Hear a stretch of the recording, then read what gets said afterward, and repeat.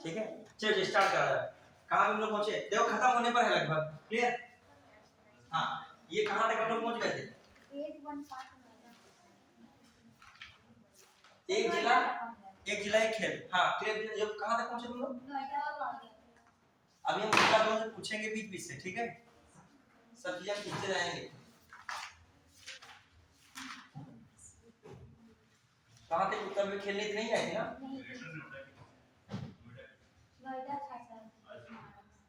फिर आइए, नंद बाबा दूध मिशन योजना, ये हुई थी ना? हो चुका था।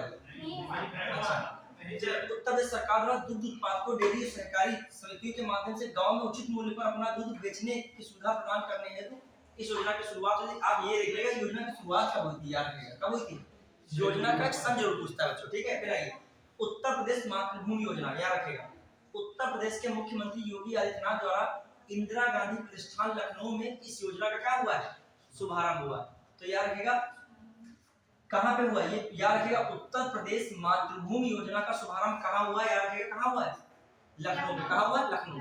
फिर आइए, यह योजना ग्राम सभा में लागू की गई, बाद में शहरी क्षेत्रों में भी लागू किया जाएगा। फिर आ जाइए, क्या मामला क्या है? अंतर्गत विकास कार्यक्रमों 60% धनराशि उपलब्ध करानी। कोई इतना इंपॉर्टेंट नहीं, बाद में आप देख लीजिएगा, इतना इंपॉर्टेंट नहीं है। फिर आइए, उत्तर प्रदेश सरकार दक्षिण कोरिया के ग्योमसांगबुक दो प्रांत के मध्य समझौता हुआ आ सकता है। देखिए क्या है मैटर, देखिए ये बताओ, अभी देखते हैं क्वेश्चन। हिमालय कॉरिडोर, अच्छा कहां पे चला गया होगा? हाँ, ये क्या है? देखिए कौन सा क्या है? उत्तर प्रदेश सरकार और दक्षिण कोरिया के मध्य दो प्रांत के मध्य समझौता, दोनों के मध्य समझौता ज्ञापन हस्ताक्षर। क्या है यह समझौता ज्ञापन? के बारे में क्या लिखोगे? समझौता ज्ञापन प्रदेश के छात्रों को ग्योमसांगबुक डो में स्थित विश्वविद्यालय पढ़ने हेतु प्रोत्साहित करने, ग्योमसांगबुक डो में स्थापित कंपनियों को उत्तर प्रदेश में अपने व्यवसाय को बढ़ाने, इस प्रांत में स्थित कंपनियों में कार्य करने हेतु उत्तर प्रदेश के कर्मियों के लिए कोरियाई भाषा की शिक्षा को प्रोत्साहित करने हेतु हस्ताक्षरित हुआ है।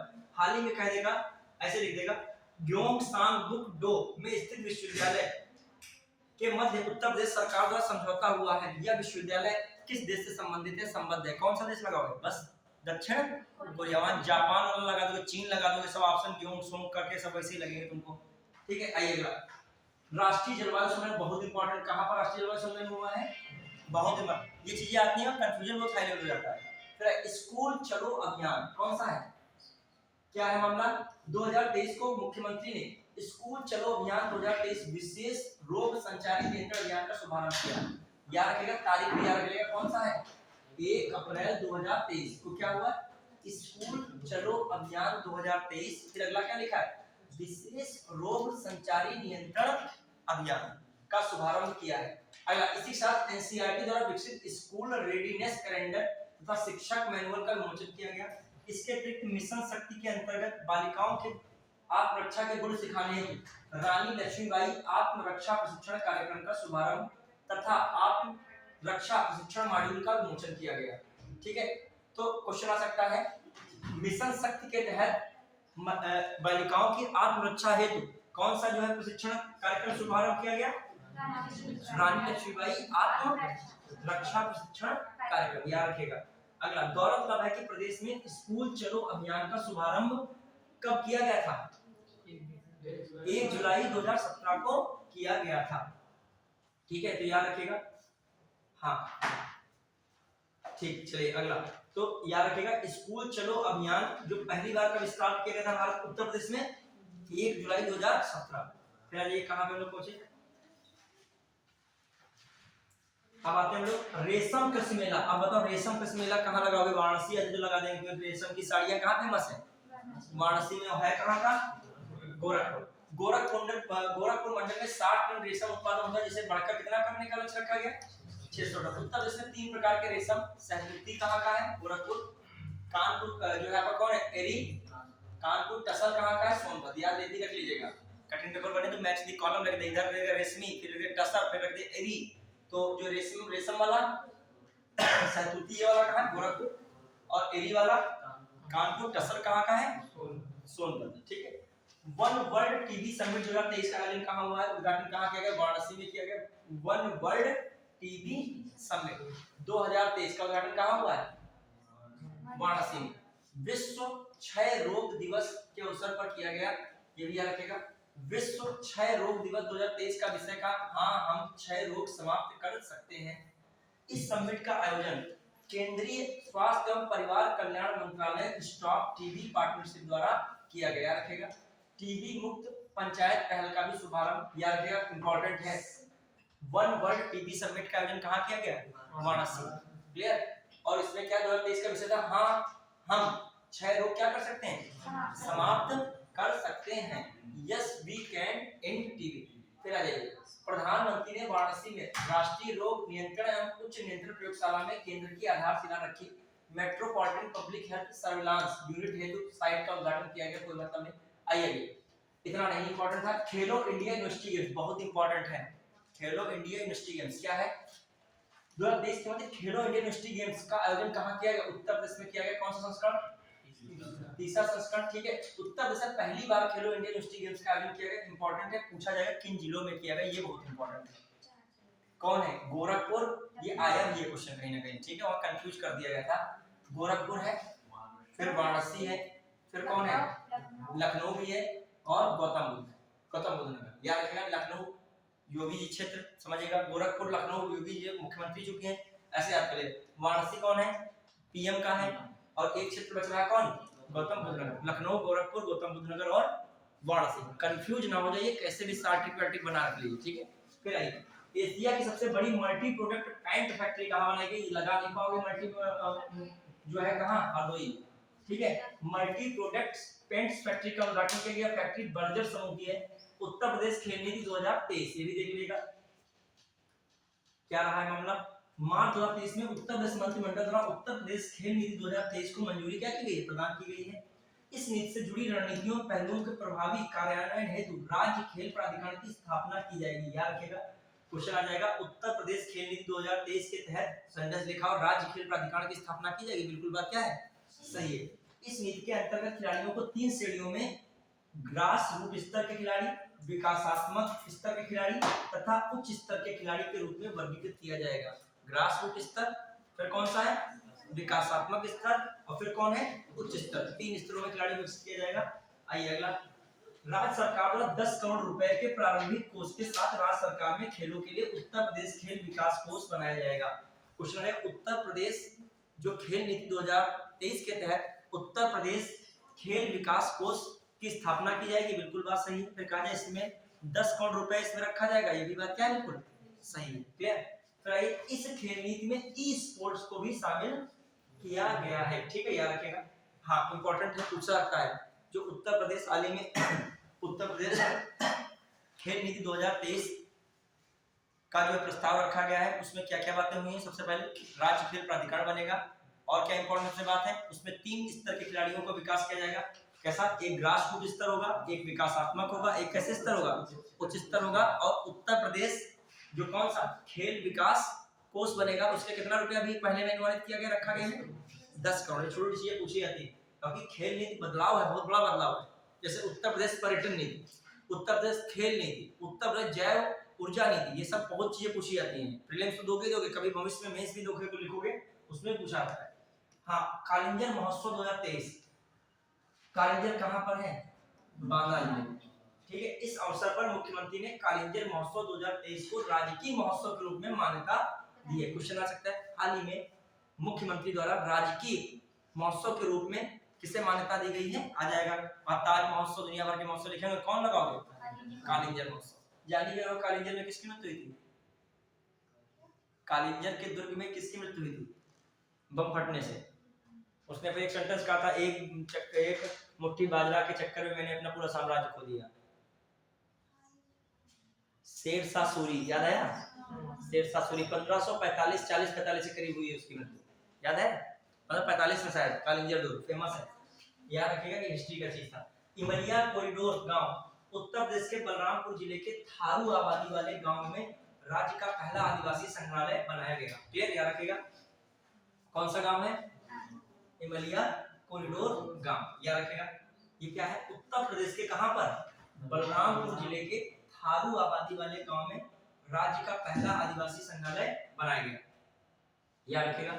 थारू जल पानी किस बड़े से पानी लगेगा पानी जल्दी जल्दी से सब लग रहा है। असल में न ठंडा का कालिस न गर्मी है। हम लोग जो है इसको चाहे इसको ओपन कर थोड़ा ये तो गर्मी लग रही है।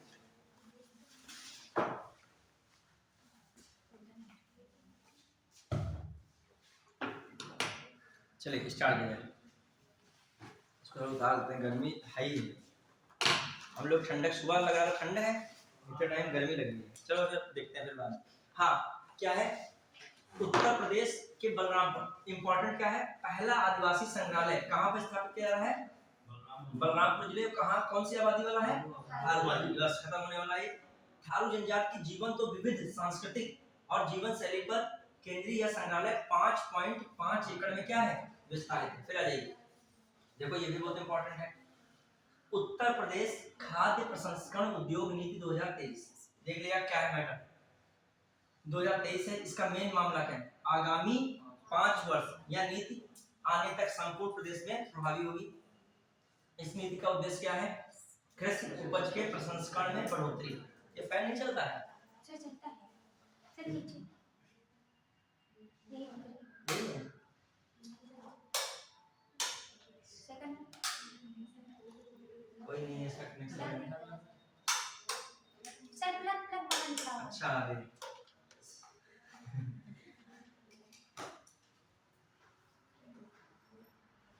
तुम लोगों ने सही लग रही है।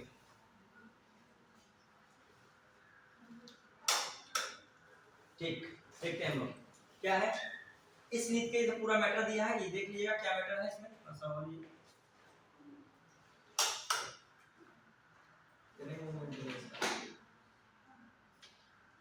ऊपर नहीं लगा फैन।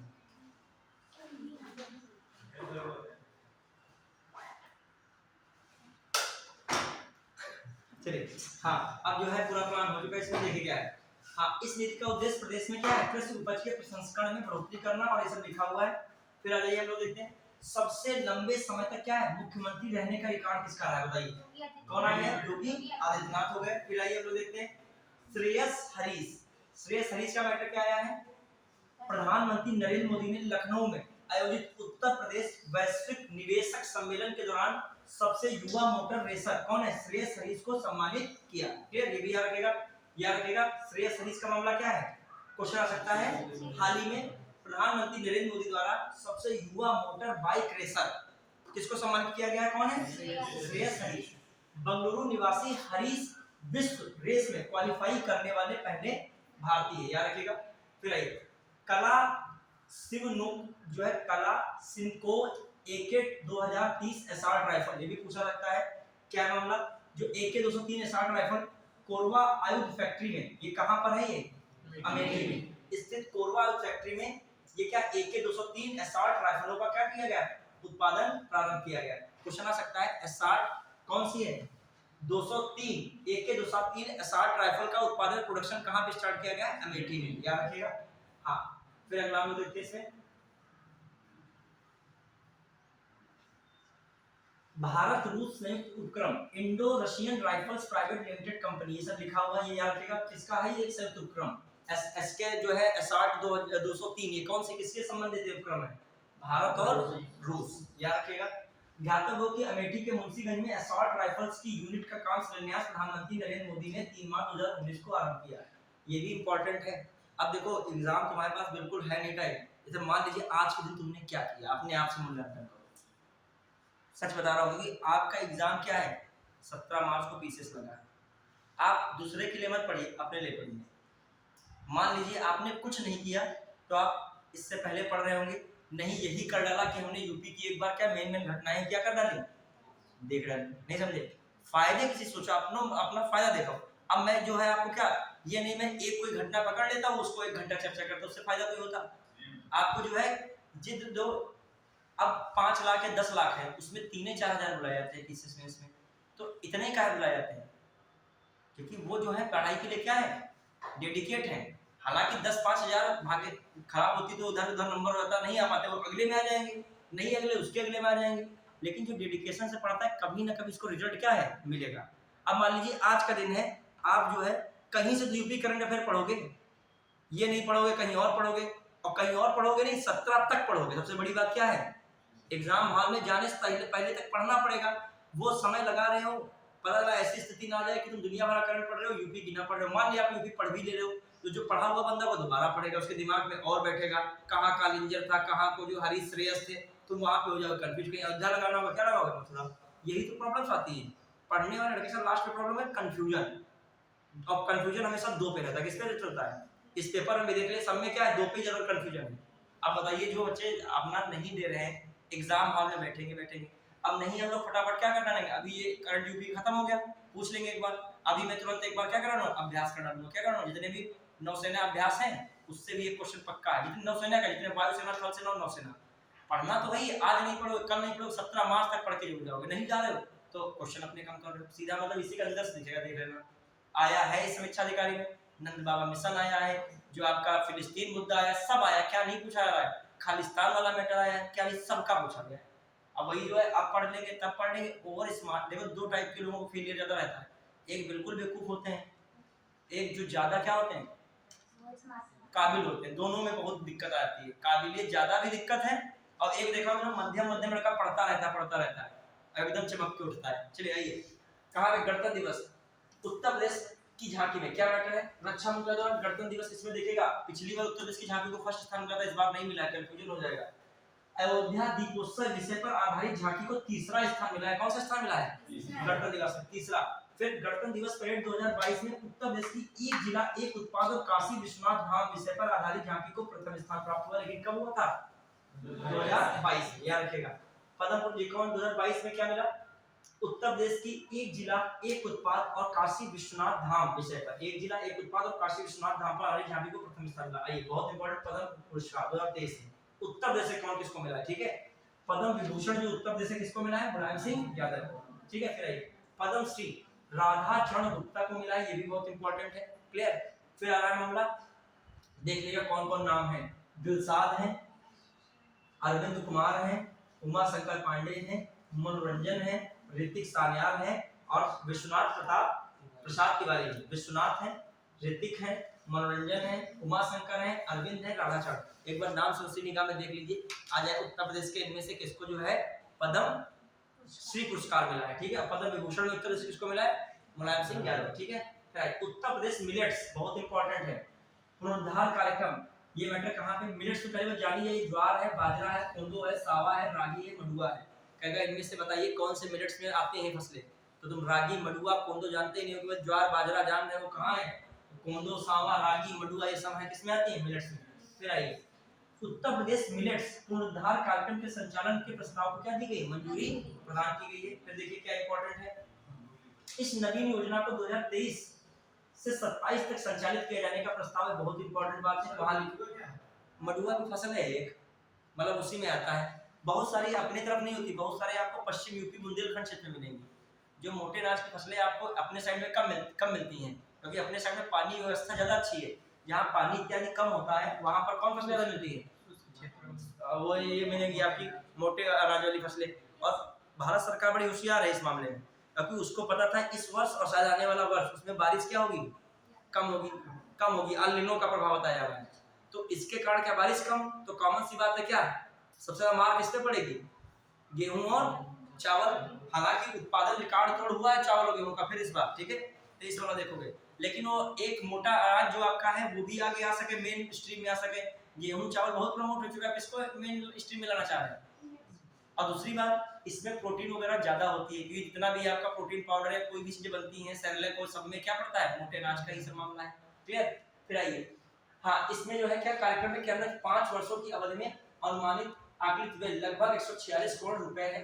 कार्यक्रम प्रदेश के सभी 75 जिलों में कार्यान्वित है। देखो इंपॉर्टेंट क्या है, देखिए क्या मैटर है इसमें, उत्तर प्रदेश मिलेट्स पुनरुद्धार कार्यक्रम शुरू किया गया। उसमें क्या है, ज्वार बाजरा कोंदो सावा रागी मडुआ है, ये सब रखा गया है।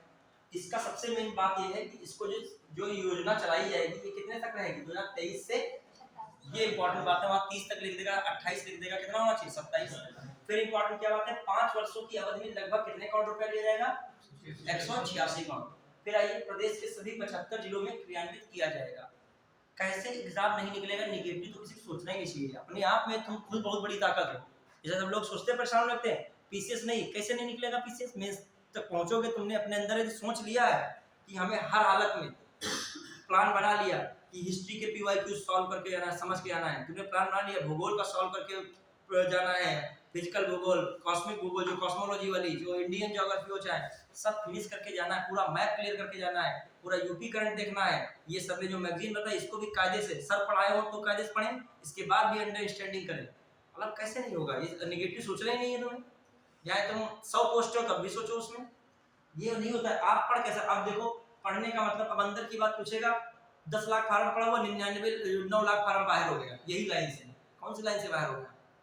जो है ये योजना चली थी, इसके 5 वर्ष के लिए सरकार द्वारा जो है 186 करोड़ रुपए की व्यवस्था की गई। सब लड़के धड़ा सब गलत करा है क्योंकि उन्होंने कायदे से पढ़ा नहीं है। ये सोचो कायदे से पढ़ता ही कौन है आजकल? यूट्यूब पर पढ़ रहे हैं, वो काट पीट करके निकाल दिया, काट पीट करके निकालना पूछता ही नहीं है, पूरी आपको डिटेल पता होनी चाहिए। उसमें से पता नहीं कौन टुकड़ा छोटा सा पूछता रहता है। एक पहले सिस्टम था कि वो इंपॉर्टेंट आ रहा है, आज सिस्टम ये बन गया है बहुत एनालिसिस की और टॉपिक की। एनालिसिस ना ज्यादा कर पाओ, कम से कम वो योजना के आंखों के सामने एक बार क्या करूँ यार, अभी इसमें हम कट पेस्ट करके आपके सामने ले गए बना के, लेकिन उसमें रिस्क रहेगा। इसमें योजना इन्होंने भी कम लिखा है, अभी मेंस लिखना पड़ेगा, इससे ज्यादा पढ़नी पड़ेगी, तब याद करोगे। प्रीलिम्स ज्यादा आसान था इस मामले में। चलिए आइए, कहाँ पे लक्ष्मण पुरस्कार आए, इसमें आपको क्या मिला जानकारी, बस इतना आने गया। उत्तर प्रदेश मिलेट पुरस्कार कार्यक्रम, बस जानकारी मिली, 23 से 27 तक चलेगा। ज्वार, बाजरा, मडुआ, कोदो, सांवा, रागी, ये सब किसमें आते हैं? मोटे अनाज में, मिलेट्स में आते हैं। फिर कितना रुपया रखा गया है, कितने जिलों में चलाई जा रही है? 75 जिलों में। अब आइए अपने आप चैलेंज करिए, ये आ जाता है पुरस्कार मिलेट्स कार्यक्रम, तो इसमें कौन लाइन पूछ लेगा? हम सही लाइन बताने के लिए क्या है, तैयार है, कुछ भी पढ़ो। चलिए आइए, लक्ष्मण पुरस्कार, रानी लक्ष्मीबाई पुरस्कार, हालांकि ज्यादा नहीं लिख में पूछ सकता है, लेकिन इसमें देख लीजिए सबसे निगाह में, कभी-कभी ऑप्शन से आप कर ले जाते हो। इसमें सर जैसे मेंस में लिखना तो कैसे क्वेश्चन पूछा जाएगा? ऐसे पूछ सकता है, अभी आएगा। जैसे मान लीजिए उत्तर प्रदेश के खेल नीति के विषय में समझाइए, हाल ही में उत्तर प्रदेश सरकार द्वारा नई खेल नीति प्रस्तावित की गई है, इससे आप क्या समझते हैं? बस खेल नीति 2023 के बारे में जानकारी होनी चाहिए, आपको पता होना चाहिए। 3 स्तर का मामला होगा, आपको पता होना चाहिए कि उत्तर प्रदेश में जो खेल नीति का मामला जो है, कौन से विद्यालय, राज्य विश्वविद्यालय बनाया जा रहा है, खेल से संबंधित जो अपने उत्तर प्रदेश में कौन सा जिला जो है खेल के प्रोडक्शन में आगे है, जो उससे जुड़े हुए सामान में आगे है, मतलब उस खेल विषय से संबंधित जानकारी होनी चाहिए। प्लस जो खेल नीति है उसका तो जरूर बातें लिखनी होनी चाहिए, वो एक्स्ट्रा बातें जो मैं बता रहा हूँ। मेन खेल नीति की बातें क्या है, जैसे खेल विकास कोष बना है, कितना करोड़ रुपया रखा गया है? 10 करोड़। खेल प्राधिकरण का विकास किया जाएगा, ये बात करनी है। जो मेन खेल वाली होगी वो करनी पड़ेगी, ये सब चीजें हैं, ठीक है। तो ये आपको लिखना ही पड़ेगा। मैं से लिखने की कला तो बात की बात है, पहले उसको जानने की तो कला हो। लिखोगे क्या बताओ? खेल नीति 2000 हम कहें ये आप स्टार्टिंग अच्छा कीजिए, ये मेन बॉडी में डालिए, अंत में लिखिए, तो करोगे क्या बताओ? कहा जाए खाना दावत में है नहीं, और कहा जाए पहले ये खाना लगाना है, फिर बाद में मीठा देना है, बीच में कड़वा खाना आना है। बताओ खाना तुमको है नहीं, कहाँ खाना पहले दिखे क्या है? ठीक है, सिस्टम तब लगाओगे ना खाने की। थाली खाली वो सब लगा दोगे, कहाँ चावल लगाना है, कहाँ रोटी। बस यही बातें जीवन भर करते रहोगे, रोटी यहाँ रखनी होगी, खाना यहाँ। पहले रोटी दाल चावल एक थाली में लेके आओ, वो किससे मिलेगा? मेहनत से। आइए अगला क्या मामला इसमें देखिए, लक्ष्मण पुरस्कार में देख लेते हैं लोग। उत्तर प्रदेश दिवस बहुत इंपॉर्टेंट है। अब मैं पूछ रहा हूँ 24 जनवरी 2023 को पहली बार, 24 जनवरी को पहली बार उत्तर प्रदेश दिवस कब मनाया गया? 24 जनवरी को पहला उत्तर प्रदेश दिवस कब मनाया गया? उसमें तो बच्चे 24 जनवरी, उसमें तो उत्तर प्रदेश को नाम दिया गया था संयुक्त प्रांत से। संयुक्त प्रांत की जगह क्या नाम रख दिया गया? उत्तर प्रदेश का, उत्तर प्रदेश।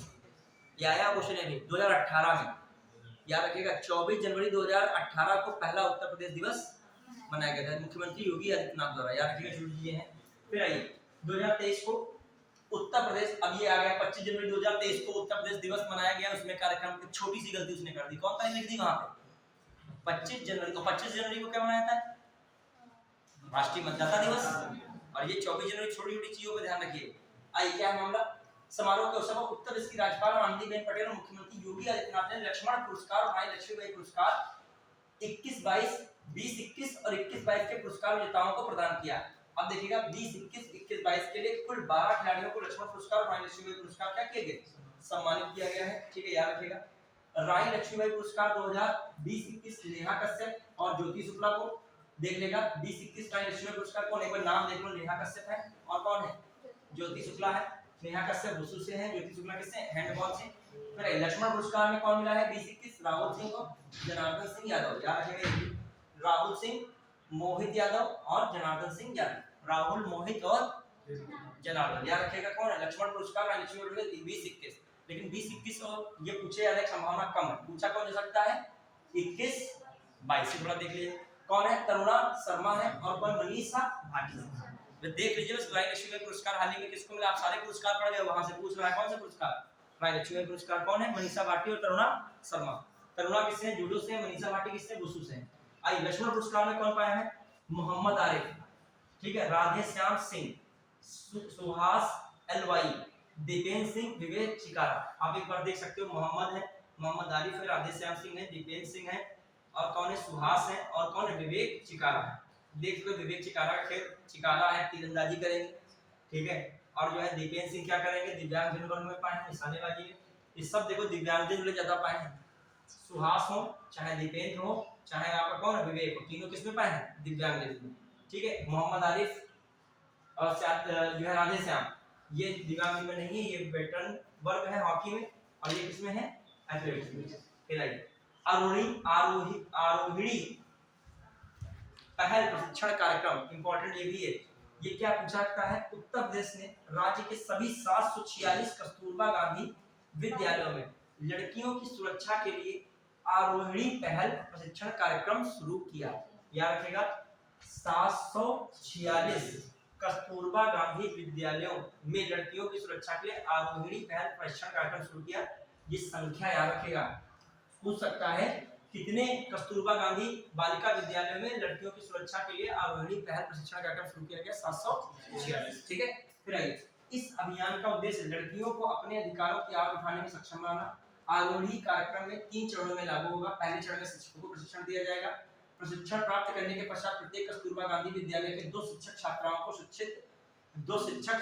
शिक्षित करेंगे, ठीक है, 2 शिक्षक छात्राओं को शिक्षित करेंगे। हाँ, फिर आइए, फिर तीसरे चरण में सामुदायिक स्तर पर अभियान संचालित किया जाएगा। आप जानते हैं इतना भले ना पूछा जाए, इंपॉर्टेंट क्या है, क्वेश्चन आएगा आरोहिणी पहल प्रशिक्षण कार्यक्रम किस क्षेत्र से संबंधित है, तो उसमें क्या है, महिलाओं के अधिकारों एवं आत्म सुरक्षा के संबंध में, ठीक है, महिलाओं के आत्म सुरक्षा के संबंध में क्या जानो, आरोहिणी पहल क्या जान पाओगे उसमें, यानी कोई योजना होगी, उनका विकास होगा, तो इसमें क्या है, महिलाओं के आत्म सुरक्षा वगैरह को सिखाना है, ठीक है, ये सब है। और इससे किससे संबंध किया गया, 746 कस्तूरबा बालिका विद्यालयों में जो लड़कियां या छात्राएं हैं उनके लिए व्यवस्था की गई है, याद रखिएगा। आइए, छठा उत्तर प्रदेश दिवस समारोह, इंपॉर्टेंट ये भी है। राज्यपाल आनंदीबेन पटेल, मुख्यमंत्री योगी आदित्यनाथ ने उत्तर प्रदेश राज्य के 74वें स्थापना दिवस पर छठे उत्तर प्रदेश दिवस समारोह का लखनऊ में शुभारंभ किया है, ठीक है, याद रखिएगा 74वें स्थापना दिवस और छठा उत्तर प्रदेश दिवस। छठा क्यों कह रहे हैं, हमने बताया था, क्यों कह रहे हैं छठा उत्तर प्रदेश दिवस क्यों कह रहे हैं, हाँ, 24 जनवरी 2018 में पहला उत्तर प्रदेश दिवस मनाया गया, तो उसी को क्या कह रहे हैं, छठा उत्तर प्रदेश दिवस। लेकिन और स्थापना वाला कब उत्तर प्रदेश, 74वां, ठीक है, देखिए 74वां स्थापना दिवस। फिर आइए 74वां क्यों कह रहे हैं, 1950 में क्या हुआ था, संयुक्त प्रांत से नाम बदल क्या किया गया था, उत्तर प्रदेश। 75वां बड़ा इंपॉर्टेंट रहेगा जाने का, बहुत सारी देखना स्कीमें वगैरह आएंगी, किसमें 75वां, याद रखिएगा 75वां उत्तर प्रदेश दिवस जो है, अमृत काल चल रहा है, भारत ने जो 75वां जो है 75वें वर्ष से अमृत काल का शुभारंभ किया है, और 100 तक अमृत काल चलेगा। ऐसे पूछ सकता है उत्तर प्रदेश अपनी 75वीं वर्षगांठ कब मनाएगा, 2025 में, सिंपल है, 50 से 25, ठीक है। फिर आइए, उत्तर प्रदेश दिवस 2023 का मुख्य विषय क्या है, निवेश और रोजगार, ये इंपॉर्टेंट है, पूछा सकता है। हाल ही में उत्तर प्रदेश दिवस 24 जनवरी 2023 को लखनऊ में आयोजित किया गया, समारोह आयोजित किया गया। इसका उद्घाटन राज्यपाल और सीएम योगी आदित्यनाथ ने किया। 2 लाइनें हो गई। फिर दूसरा क्वेश्चन ले सकता है, इसकी थीम क्या थी उत्तर प्रदेश दिवस की, निवेश और रोजगार। पहली बार उत्तर प्रदेश दिवस का आयोजन 2018 में किया गया था। 24 जनवरी 1950 को तत्कालीन यूनाइटेड प्रोविंस का नाम बदलकर उत्तर प्रदेश किया गया। डिजिटल इंडिया अवार्ड 2022 प्लेटिनम कौन मिला है उत्तर प्रदेश को, प्लेटिनम मिला है। मुख्यमंत्री योगी आदित्यनाथ के भूतत्व एवं खनिकर्म विभाग के सचिव डॉक्टर रोशन जैकब ने डिजिटल इंडिया अवार्ड के तहत उत्तर प्रदेश से माई मित्र पोर्टल को प्रदान किया। प्लेटिनम बहुत इंपॉर्टेंट है। याद रखिएगा। क्वेश्चन आता है माइन मित्र पोर्टल, क्वेश्चन आएगा हाल ही में उत्तर प्रदेश को डिजिटल इंडिया का प्लेटिनम अवार्ड सौंपा गया है। किसको सौंपा गया है? किसको सौंपा गया है? माइन मित्र पोर्टल को सौंपा। किसको सौंपा गया? Mine Mitra portal. याद रखिएगा माइन मित्र पोर्टल के digital initiative for ease of doing business के अंतर्गत प्लेटिनम अवार्ड प्रदान किया गया। याद रखिएगा माइन मित्र पोर्टल पूछा लगता है, ठीक है। फिर आइए आप कुछ खेल के नाम बदले गए उनको भी देख लो, एक बार देख लीजिएगा क्या बदल दिया गया है। ये योजना दिसंबर 2022 में उत्तर प्रदेश में खेल को बढ़ावा देने हेतु एक जिला एक खेल योजना की शुरुआत की गई। योजनाएं उनके संग बहुत पूछे जाते हैं, पिछली बार देख रहे हैं जन आरोग्य योजना पूछी गई है, ठीक है, बहुत सारी योजनाएं पूछी जा रही है। तो ये भी याद रखें एक जिला एक खेल उत्पाद एक जिला एक खेल योजना कब शुरू की गई? 2022। देखो पढ़ने का तरीका है सब, वही बुक तुम पढ़ के जाओगे, वही बुक सब बच्चे पढ़ के जाएंगे और वही बुक से क्वेश्चन भी आएंगे, लेकिन सब नहीं कर पाएंगे। क्यों? क्योंकि वो ऐसे ही लाइन पढ़ के चला गया 2022 में जो है ये हुआ, लेकिन आप रुक गए वहां पे। क्यों? योजनाएं छिपी है। क्लियर? 2022 में कौन चला? एक जिला एक खेल, ठीक योजना। ओडीएस योजना में शामिल करने 10 जिलों के खेलों में बदलाव किया गया। ये भी आ गया खेलों में बदलाव क्या किया गया, इसको देखिएगा। बलिया बलिया जो पहले मथुरा में जूडो के स्थान पे क्या कर दिया गया? कुश्ती। क्वेश्चन आ जाए एक खिला एक जिला एक खेल में कुश्ती कहाँ कर दिया गया? ऐसे आ जाए कुश्ती मथुरा। फिर आई बलिया अंबेडकर नगर कानपुर देहात, ये क्या किया गया? इन तीनों में बैडमिंटन के स्थान पर क्या कर दिया गया? क्या कर दिया गया? एथलेटिक्स। बैडमिंटन के स्थान पर एथलेटिक्स। ये बलिया है, अंबेडकर नगर और कौन है? कानपुर देहात और कौन है? फतेहपुर। फिर आइए श्रावस्ती झांसी गोंडा लखीमपुर खीरी। अब देखो एक बार इनको देख ले, बलिया अंबेडकर नगर और कानपुर फतेहपुर, इनको क्या कर दिया गया है?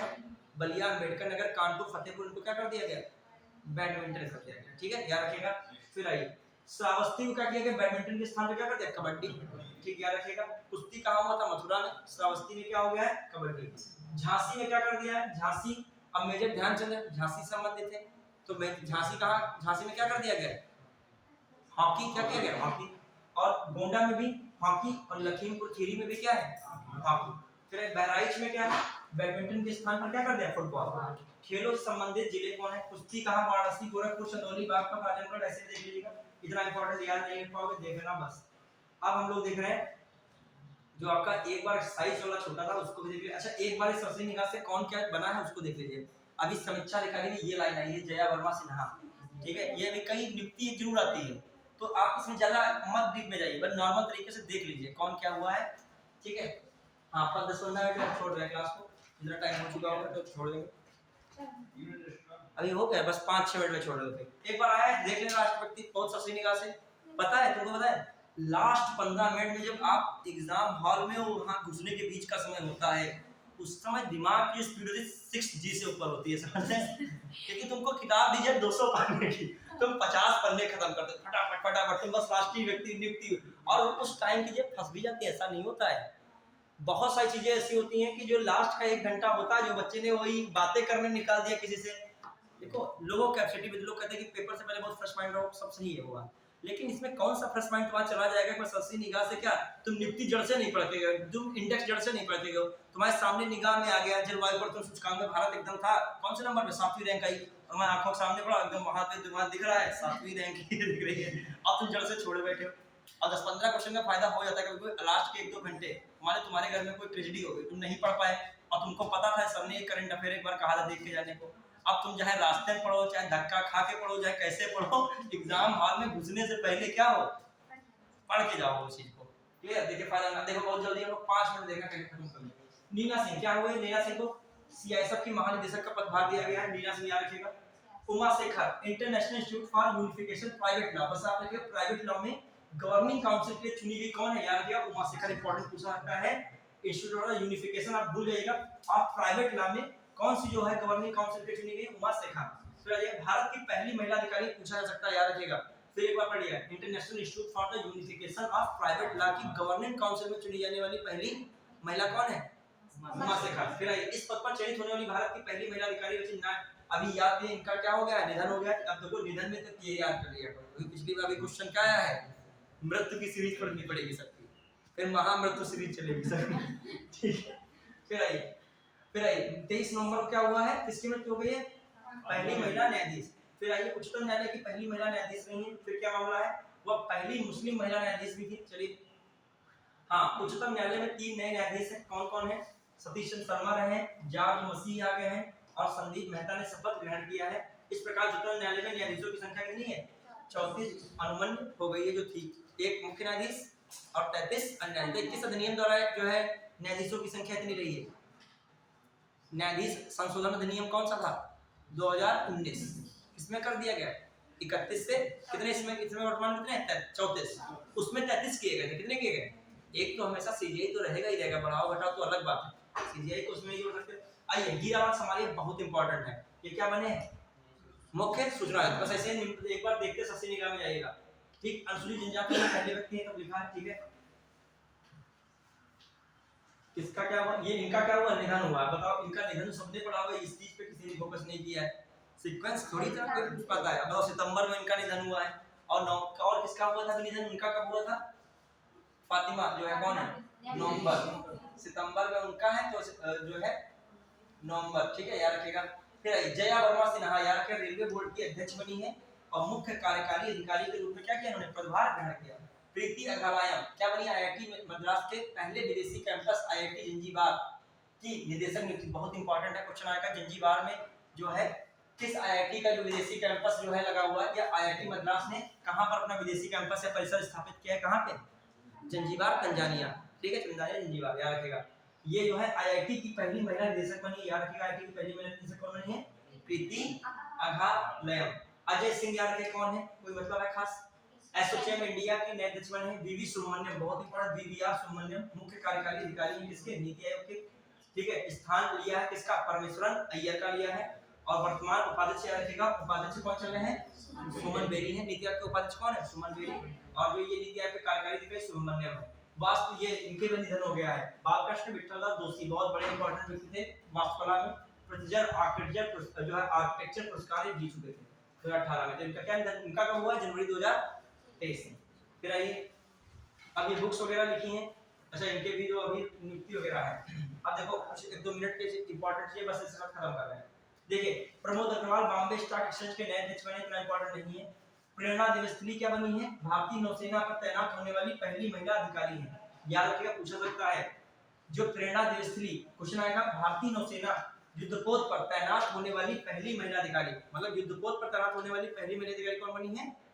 प्रणेता, क्या नाम है? प्रेरणा दिवसली। हाँ, कंचना देवी क्या बनी है? भारतीय मानकीय अनुसंधान शिक्षा परिषद की पहली महिला क्या बनी है? महानिदेशक बनी है। भारतीय मानकीय अनुसंधान परिषद की पहली महिला निदेशक बनी है। अनीस शाह क्या बने हैं? जो है फिक्की के अध्यक्ष बने हैं अनीस शाह। वासुदेव देवनानी राजस्थान विधानसभा के नए अध्यक्ष बने, कोई नहीं मतलब। ये नरेंद्र सिंह तोमर कोई मतलब नहीं है, ये सब देख लो बस ऐसे। गद्दाम प्रसाद कुमार तेलंगाना विधानसभा के नए अध्यक्ष बने। सदाशिव मूर्ति, ये भी इतना इंपॉर्टेंट है। संजय कुमार जैन इंडियन रेलवे, ये आ गया आईआरसीटीसी के नए अध्यक्ष प्रबंधक निदेशक कौन बने? संजय कुमार जैन। रघुवर दास क्या है? ओडिशा के नए राज्यपाल बने हैं। इंद्र सेन रेड्डी क्या बने हैं? त्रिपुरा के नए राज्यपाल बने हैं। अरिंदम बागची केंद्र सरकार द्वारा जिनेवा में संयुक्त राष्ट्र अन्य अंतरराष्ट्रीय संगठन में भारत का अगला स्थायी प्रतिनिधित्व नियुक्त किया गया। जिनेवा में संयुक्त राष्ट्र अन्य अंतरराष्ट्रीय संगठन में भारत का अगला स्थायी प्रतिनिधित्व किया गया है। करण राठौर क्या बने हैं? इंपॉर्टेंट नहीं है, ये इंपॉर्टेंट है। रघु श्रीनिवास सीमा सड़क संगठन में क्या बने हैं? महानिदेशक। फिर ये कौन है? शांत कुमार है। देश की सबसे बड़ी और पुरानी कंपनी जो है प्रेस ट्रस्ट ऑफ इंडिया, पूछा लगता है, प्रेस ट्रस्ट ऑफ इंडिया के अध्यक्ष कौन बने हैं? शांत कुमार। ठीक, प्रवीण कुमार श्रीवास्तव, याद रखिएगा, मुख्य सचिव, ये बहुत इंपॉर्टेंट है। सीबीसी सेंट्रल विजिलेंस कमीशन के अध्यक्ष मेन कौन बने हैं? प्रमुख कौन बने? आयुक्त कौन बने हैं? प्रवीण कुमार श्रीवास्तव। अमित अग्रवाल, ये भी याद रख सकते हो, बहुत इंपॉर्टेंट। अमित अग्रवाल उदय है आपका भारतीय विशिष्ट पहचान प्राधिकरण, उसके क्या बने? सीईओ बने हैं अमित अग्रवाल। रवि सिन्हा रॉ, बहुत इंपॉर्टेंट, रॉ के प्रमुख कौन नियुक्त हुए? रवि सिन्हा। फिर नितिन अग्रवाल, याद रखिए, बीएसएफ के क्या बने? निदेशक बने। अजित पवार को मतलब तुषार मेहता, सॉलिसिटर जनरल कौन चले? तुषार मेहता। राष्ट्रीय उपभोक्ता मतलब जो आपका बना राष्ट्रीय उपभोक्ता विवाद निवारण आयोग के अध्यक्ष कौन बने हैं? न्यायमूर्ति एपी शाही। ये संयुक्त राष्ट्र के सामाजिक विकास आयोग की जो अध्यक्षता कौन कर रहा है? रुचिरा कंबोज। के राजा रमन क्या है? अंतरराष्ट्रीय वित्तीय, ये बहुत इंपॉर्टेंट है, गिफ्ट सिटी, ये ठीक है, गांधीनगर में स्थित है गिफ्ट सिटी। ये पूछा था, ये कहां पे स्थित है? Gift city. गिफ्ट सिटी कहां पे है? गांधीनगर। तो कौन है? अंतरराष्ट्रीय वित्तीय सेवा केंद्र प्राधिकरण के अध्यक्ष कौन बने हैं? राजा रमन बने हैं। विजय कुमार सारस्वत, क्वांटम में कोई नाम पूछा नहीं जाएगा। सीबीडीटी के कौन बने हैं? अजय कुमार, संजय कुमार अग्रवाल। फिर है न्यायमूर्ति प्रकाश श्रीवास्तव, कलकत्ता उच्च न्यायालय, ये इंपॉर्टेंट है, याद रखेगा। राष्ट्रीय हरित प्राधिकरण के अध्यक्ष कौन बने हैं? प्रकाश श्रीवास्तव, पूछा जा चुका है, इंपॉर्टेंट भी है। बताइए एनजीटी की स्थापना किस अधिनियम के तहत हुई थी? एनजीटी अधिनियम 2010, ये क्वेश्चन शायद 2021 पीसीएस में आया था, कब हुआ था इसकी स्थापना? 2010 में हुई थी, अधिनियम 2010 से था। गीतिका श्रीवास्तव पूछा सकता है, इस्लामाबाद में स्थित उच्चायोग में भारत की नई प्रभारी नियुक्ति गई है, याद रखेगा। जो है पाकिस्तान में उच्चायोग में भारत की नई प्रभारी नियुक्ति गई, इस पर पहुंचने वाली क्या है? पहली महिला है। आप ये याद रखें, माधवन क्या बन गए? एफटीटीआई के क्या बने? अध्यक्ष बने हैं, ठीक है। तो ये आपके कौन हो गए? राजेश नाबिया क्या बने? नेस्कॉम के अध्यक्ष बने। किसके बने? नेस्कॉम। तो आपको नियुक्तियां भी जो है सस्ती निगाह से हम लोगों ने देखी है।